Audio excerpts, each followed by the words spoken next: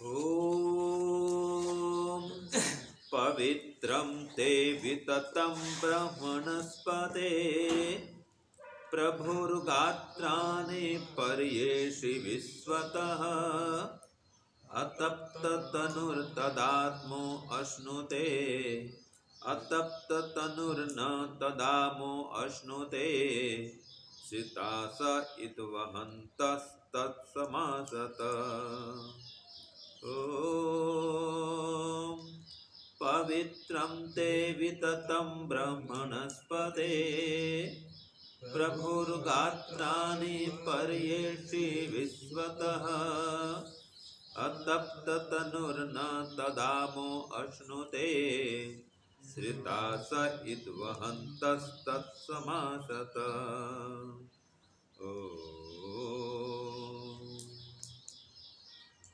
हे ईश्वर, हम यह पठन पाठन आपको प्राप्त करने और कराने के लिए साधन के रूप में करने जा रहे हैं। इस कर्म को और इसके कर्म फल को भी आपको अर्पित करते हैं। ओम शांति शांति शांति। सबको सादर नमस्ते जी। आज का जो मंत्र है वह ऋग्वेद में भी आया है, सामवेद के पूर्वार्चिक में भी आया है और सामवेद के उत्तरार्चिक में भी आया है।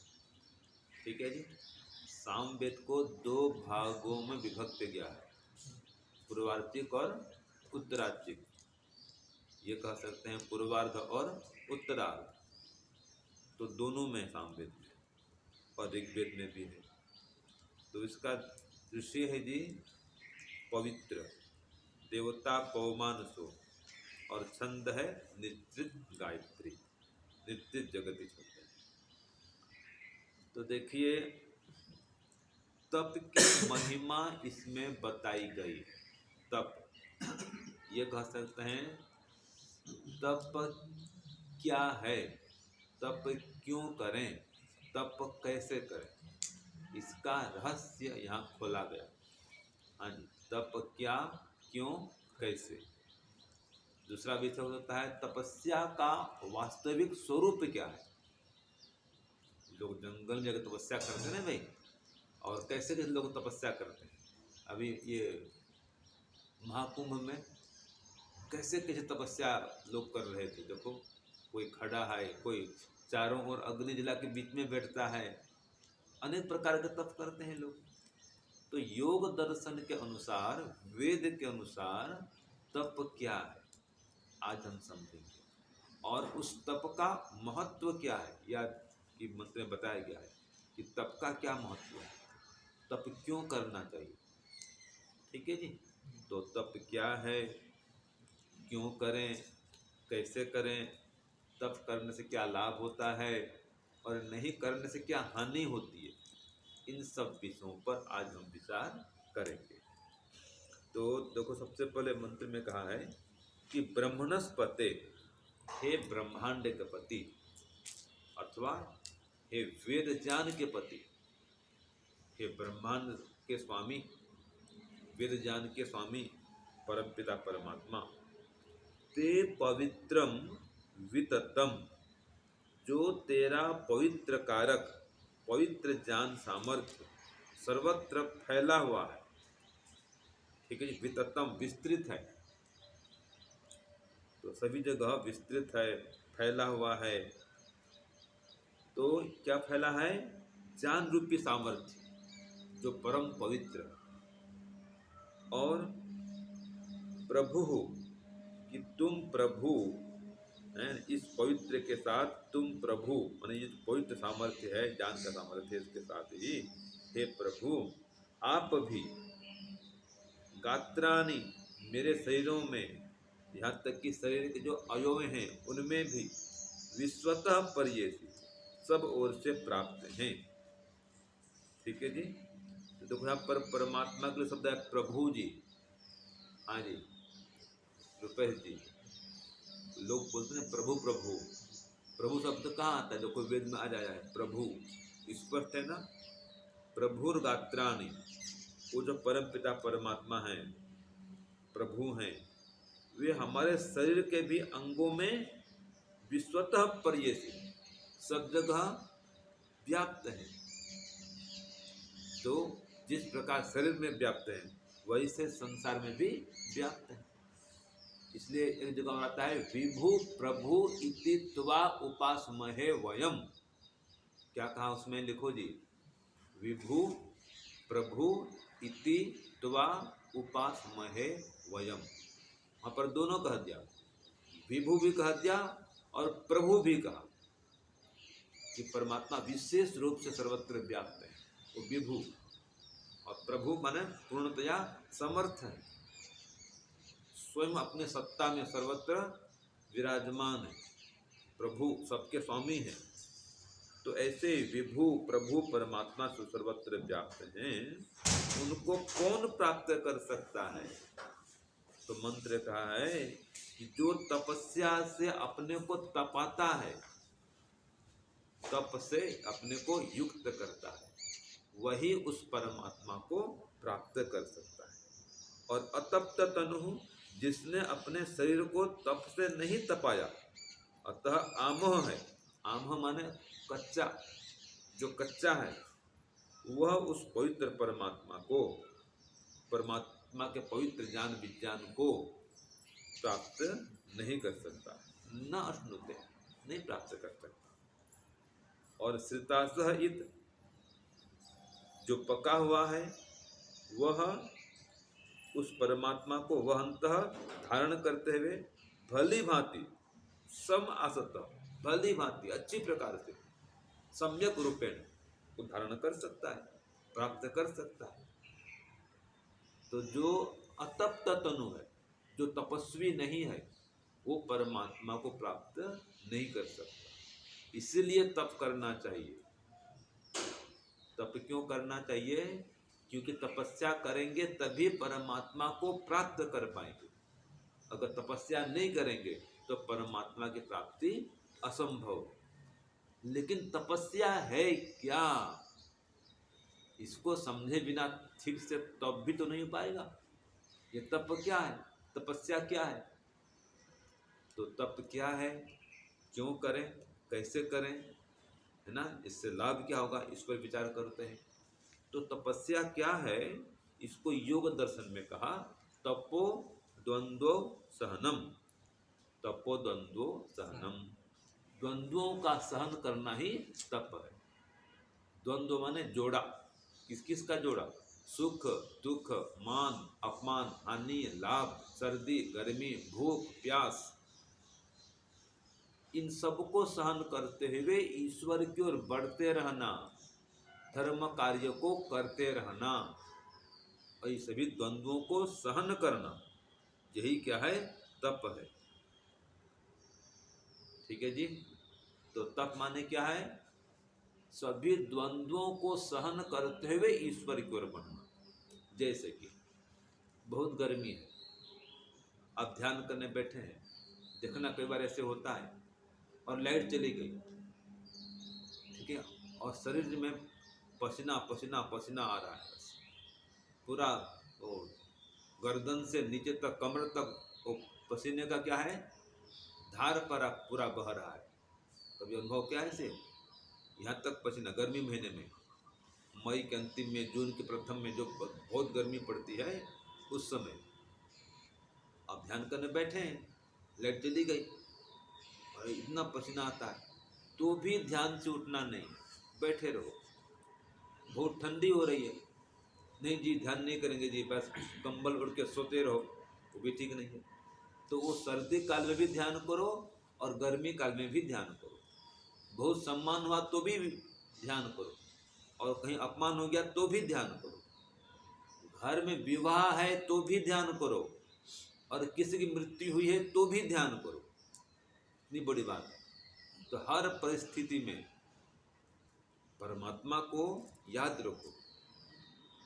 ध्यान, उपासना, हवन, सत्संग छोड़ो मत, चाहे मान हो चाहे अपमान हो, सुख आए चाहे दुख आए, ये सुख की स्थिति है, शादी ब्याह धूम धड़ाका, और किसी का ध्यान होना वियोग की स्थिति, दुख की स्थिति है, मृत्यु की स्थिति।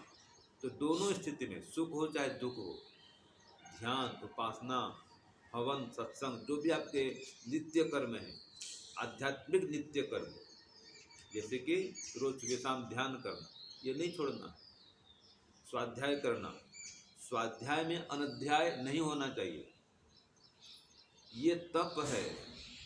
हर दिन स्वाध्याय करना बहुत बड़ा तप है, सिर से नख पर्यंत तप कहा है इसको। हर दिन स्वाध्याय करना, ओम का जप करना, गायत्री मंत्र का जप करना, ये भी तप है, इसको भी स्वाध्याय कहा है। ठीक है जी। तो स्वाध्याय करना भी अपने आप में बहुत बड़ा तप है। गुरुकुल में वास करना तप है, गुरुकुल में रहना, और यहाँ पर भी बहुत मान अपमान सहन करना पड़ता है, खान पान में बहुत संयम करना पड़ता है, बहुत नियम में अनुशासन में चलना पड़ता है, ये भी तप है। तो जो भी कष्ट आए, विघ्न आए, बाधा आए, उन सबको सहना ये तप है। ठीक है जी। और ये क्यों करना चाहिए, तो उत्तर दिया योग दर्शन में, कायेंद्रिय सिद्धि अशुद्धि क्षयात तपसः, अशुद्धि के नाश के लिए तप करना चाहिए। और यहाँ पर आज के जो मंत्र में कहा, अतप्त तनु न तद आम अश्नुते, अगर तप नहीं करेंगे तो कच्चा का कच्चा रहेंगे और परमात्मा को प्राप्त नहीं कर पाएंगे, इसलिए तप करना चाहिए। क्यों तप करना चाहिए जी, अपने को पकाने के लिए, काया और इंद्रिय दोनों को सिद्ध करने के लिए। इसमें कहा ना, काय इंद्रिय सिद्धि, काय माने शरीर, शरीर को हृष्ट पुष्ट मजबूत स्वस्थ करने के लिए, और इंद्रियों को भी मजबूत स्वस्थ करने के लिए तप करना चाहिए। और अशुद्धि के नाश के लिए, अशुद्धि क्षयात तपस्या, तपस्या करने से अशुद्धि का क्षय होता है, इसलिए तप करना चाहिए। और अगर तप नहीं करेंगे तो क्या हानि होगी, तो योग शास्त्र में ये कहा, न अतपस्विनो योगः सिद्ध्यति, कि तप के बिना योग सिद्ध नहीं होता, समाधि लगती नहीं है। जब तक तप नहीं करेंगे समाधि नहीं लगने वाली, क्योंकि देखो एक सूत्र आता है, उसमें क्या कहा है, स तु दीर्घ काल नैरंतर्य सत्करा सवितो दृढ़ भूमि। योग कब सिद्ध होता है, जब लंबे काल तक ध्यान उपासना करेंगे, विवेक वैराग्य का अभ्यास लंबे काल तक करेंगे, निरंतर करेंगे, नियमित करेंगे, ये तो तप है। हर परिस्थिति में करना, सुख की स्थिति हो चाहे दुख की स्थिति हो, निरंतर करते रहना, हर दिन करना, विवेक वैराग्य और अभ्यास का अनुष्ठान, ये तप है। ये तो निरंतर करना है जी, तभी योग सिद्ध होगा। अगर तपस्वी नहीं है, योग सिद्ध होगा नहीं। आप कभी ध्यान करते हैं, कभी ध्यान नहीं करते हैं, सुबह किए शाम को नहीं किए, या आज दिन किए कल किए परसों सप्ताह भर चले कोई किए और अगले सप्ताह छोड़ दिए, तो ऐसा नहीं चलेगा। हर दिन करना है ध्यान, हर दिन स्वाध्याय करना है, ये तप है। तो तप क्यों करना चाहिए, क्योंकि तप करने से आध्यात्मिक उन्नति होती है, और तप करने से अशुद्धियों का नाश होता है, कि कुसंस्कार मरते हैं, आध्यात्मिक संस्कार जागते हैं, शुभ संस्कार जागते हैं और अशुभ संस्कार दब जाते हैं। सत्वगुण उभरता है और तमोगुण रजोगुण दब जाता है, इसलिए तप करना चाहिए। और जो इसमें कहा है, आमह तत् न अश्नुते, अगर तप नहीं करेंगे तो आमह कच्चा बन करेंगे और परमात्मा को प्राप्त नहीं कर पाएंगे। तो परमात्मा को प्राप्त करने के लिए तप करना अनिवार्य है। ठीक है जी। जैसे कि घड़ा है, घड़ा पका हुआ है तो उसमें पानी भर सकते हैं, जल पी सकते हैं। अगर घड़ा पका हुआ नहीं है, कच्चा है, तो क्या उसमें जल भर सकते हैं, उससे पानी पी सकते हैं? नहीं पी सकते। तो उसको तपाया गया है घड़े को, वो तपा हुआ, तपने से समाज के लिए उपयोगी हुआ। तो जो तप नहीं करेगा, अपने को पकाएगा नहीं, परिपक्व नहीं करेगा, वो समाज के लिए उपयोगी नहीं हो पाएगा, परमात्मा को प्राप्त नहीं कर पाएगा। इसलिए तप करना चाहिए। तो तप केवल जंगल में नहीं होता है, जंगल में भी होता है, मना नहीं है। जंगल में जाओ, ध्यान में बैठो, भूख प्यास को सहन करो, लोग करते हैं, वो भी अच्छी बात है, करना चाहिए। लेकिन खाली जंगल में ही तप होता है ऐसा नहीं है, घर में भी तप होता है। आप ध्यान करने बैठे हैं, पत्नी ही ताना मार देगी, बड़े ध्यान करते हैं, और पोता को संभालते नहीं, पोता रो रहा है, अब ध्यान में बैठे हैं। ठीक है जी, पत्नी कह सकती है, बहू कह सकती है कि पिताजी आप मेरे बेटे को ध्यान देते नहीं, अपने जब ध्यान में लगे हैं खाली। ठीक है जी, सुनाएगी दो बातें, सहन करो, उसको सुनो और ध्यान मत छोड़ो। तो घर में भी तप होता है जी। आसपास पड़ोस के लोग कहेंगे, देखो जोड़ो, देखो बड़ा धार्मिक बन रहा है, झगड़ा करता रहता है पड़ोसियों से, और ये दुर्गुण है, ये दुर्दोष है, बड़ा हवन करता है, बड़ा ध्यान करता है, बड़ा मंदिर हो जाता है। लोग ऐसे कहेंगे, वो भी सहन करो, और मंदिर काम तो भी करो, मंदिर का काम बंद मत करो, समाज सेवा बंद मत करो, ध्यान उपासना बंद मत करो, ये भी तप है। तो ये है तप का वास्तविक स्वरूप, कि लोगों को देखो मत, लोग क्या कह रहे हैं, अपने काम में लगे रहो। वो जो गलत कह रहे हैं कहने दो, अगर आप में गलती है तो सुधार कर लो, अगर आप में वो दोष है जो कह रहे हैं तो स्वीकार करो और सुधार करो। क्यों जी, ये भी तक तप है ना जी। गलती को स्वीकार करना और सुधार करना भी एक तप है। यदि व्यक्ति गलती को स्वीकार नहीं करता है, जब गलती स्वीकार नहीं करेगा तो सुधार भी नहीं होगा। तो गलती को स्वीकार करना भी एक तप है। तो इस प्रकार से तप के द्वारा परमात्मा की प्राप्ति होती है।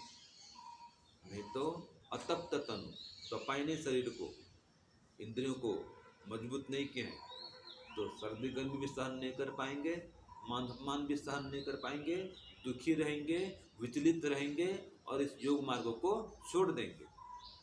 तो इसलिए तपो, अपने को तपाओ, मजबूत करो। ये माया मोह के बंधन से ऊपर उठो, ये भी एक तप है। घर से फोन आएगा कि माता बीमार पड़ गया, आ जाओ, चले जाएंगे। क्यों? पक्के नहीं है, अपने को पकाया नहीं, आपने तन को, मन को, इंद्रियों को, संस्कारों को मजबूत नहीं किया। तो ये तप करने से मजबूती आती है, मन पर ही मजबूती, दृढ़ता आती है, इसलिए तप करना चाहिए।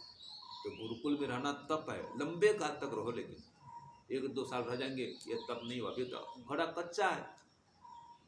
अभी तो वही तो बात चल रही है इसमें, कि जो कच्चा है उसको प्राप्त नहीं कर सकता।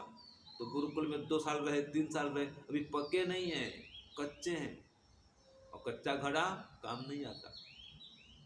तो जो अभी परिपक्व नहीं हुए हैं, तो घर से फोन आएगा, आप चले जाएंगे, कच्चे हैं। इसलिए अपने पकाओ, पकने के लिए समय लगता है।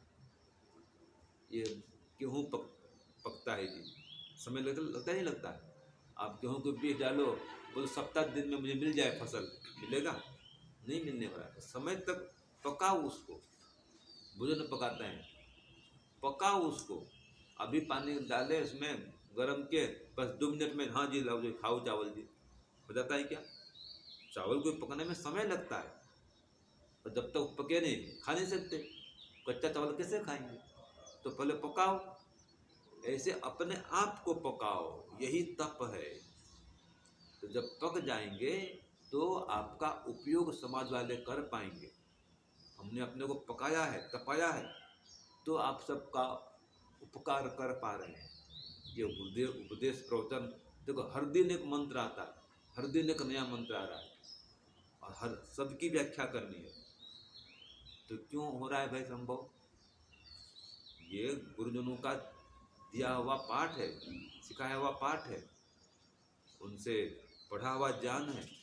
गुरुकुल में रहे हैं, अपने को तपाए हैं, इन मंत्रों को पढ़े हैं, सीखे हैं, समझे हैं। पहले ये मंत्र पढ़ा हुआ है, अभी आपको इधर नहीं पढ़ा रहे हैं, पहले इसको पढ़े हुए हैं, इस पर उपदेश पहले भी किए हुए हैं। गुरुकुल में लंबे काल तक तपे हुए हैं, इसलिए आप भी तपो। जो तपेंगे तो फिर आप भी अन्य को तपा पाएंगे। जब तपेंगे नहीं, तपा भी नहीं पाएंगे, और जब नहीं तप हैं तो समाज के लिए उपयोगी भी नहीं हो पाएंगे।